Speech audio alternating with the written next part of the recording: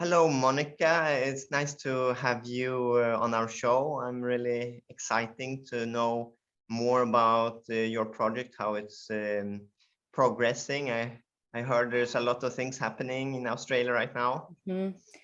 Yes, thank you so much for having me. So will you start telling our viewers a little bit about your recent project with the S.O.S. Australia? Well, you know, the definition of insanity is to do the same thing over and over and expect a different result. Well, Australia has been, like many other countries, trying everything the diplomatic, way. So with, trying to talk to our members of parliament, doing protests, campaigns, emails, letterbox drops and all that. And, a lot of countries see Australia as the testing ground. We are a few months ahead of most places with vaccine mandates and segregation and the bullying and coercion and things like that. So I thought, well, maybe we can create some pressure from abroad, that who knows what that could create. Maybe that could change something. Maybe someone influential in another country that has influence in Australia with economic or political ways can say, hang on, this is not okay what's happening in Australia, and I'm going to try and help them.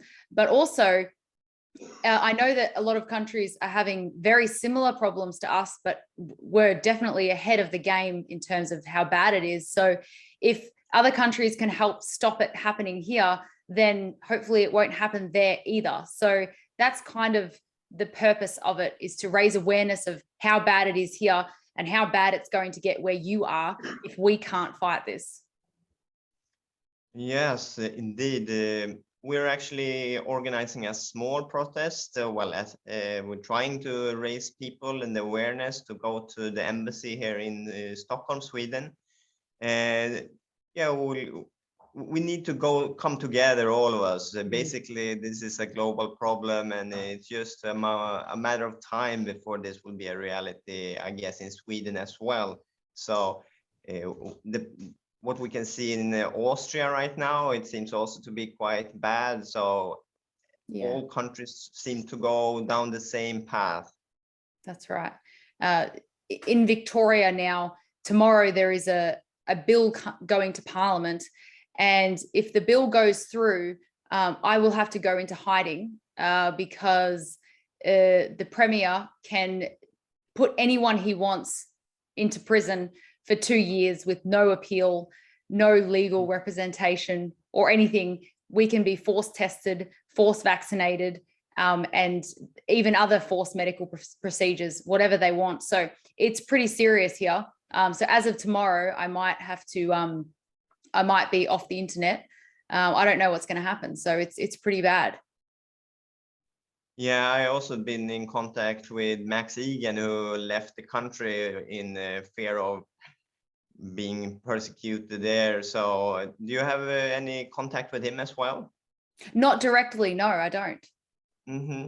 I've been a friend of him for quite some time, following him. Also, it's it's interesting. We need to really come together, and that's something that I think it's really important to see, that this is not a problem for any particular country, and rather that I long to see that all of the different activist group all over the world come together and to form a common manifest against this tyranny. Yeah.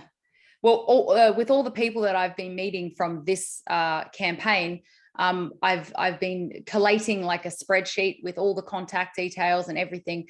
And I'm hoping that we can create some sort of communication channel where all the leaders can communicate to each other. So that's something else that I didn't expect to come out of this, but I'm hoping we can all work together as well.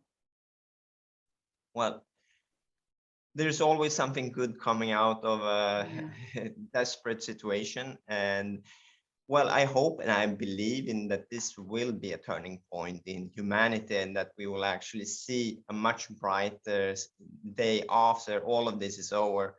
Obviously, we need to fight and be prepared to really do what is needed, because this is not going to come for free. We need to fight for our freedoms. And And I can see that at least that is happening to a larger degree, but I see and I call out to everybody really to take this serious and do everything that everybody can to That's protect the freedom and the liberties that we have.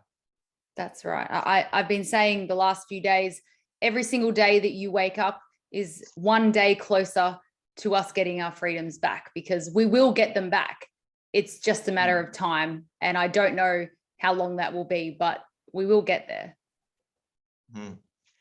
Yes, I think that this is really good. And I really would like to be a part of this network as well, and make sure that that we really take this into the next level and make something really great out of all of this. And well, I've seen that you've been speaking a bit about also the fact that we need to renew democracy and maybe implement a new set of law, maybe go back to common law, go back to making sure that our sovereign rights are protected and no government can take too much power from us.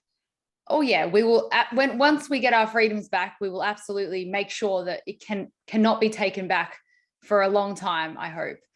Things always get corrupted, you know. Even democracy has its shortcomings, but it's the best of bad ones. So you know, if we can get it working again, and make sure the constitutions in each country are really rock solid, like the USA. The USA have a very good constitution, and because of that, they've been able to stop a lot of the mandates and things like that. So I think every country deserves to have a really good Bill of Rights. Australia definitely doesn't have that, and this is what's happened. It's the same in Sweden. We have our like constitution, but basically it says if there is like an emergency, then it's void, basically. Yeah. So yeah. And there's no clear definition of what this need to be. They don't need to prove anything in particular.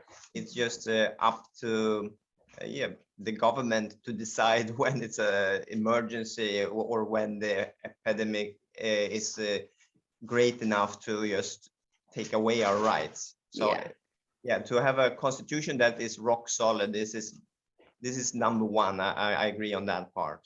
We'll get there. We'll get there. So it was really nice to have you on this show. Do you want to say something to end this? What you want people to do on the 4th of December? Well, on the 4th of December, if you have the time, it would be really lovely if you could support Australia's battle. However, I understand that you're also going through your own problems, and I hope that Australia can help you back in return. But as a general note, I would just like to leave on this, that we all have, including myself and you, we all have a little bit more strength and a little bit more fight left in us. And so it's really important that you start learning how to use your conviction and your courage, because we're going to need every single person possible to fight this. And it could be a long battle, so we need to be as strong as possible. So you are stronger than you think you are, is my point. And once you start realizing how strong you are, you'll actually love the person you've become, and you'll get better and better at standing in your conviction. So I just hope that everyone can find a little bit more strength, and then we will definitely win.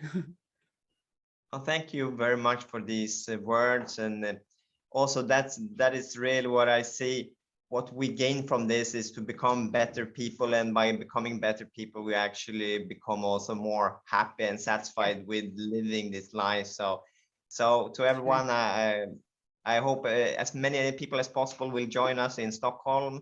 And thank you so much, Monica Smith from Australia. Thank you so much for joining, and hope to see you soon then.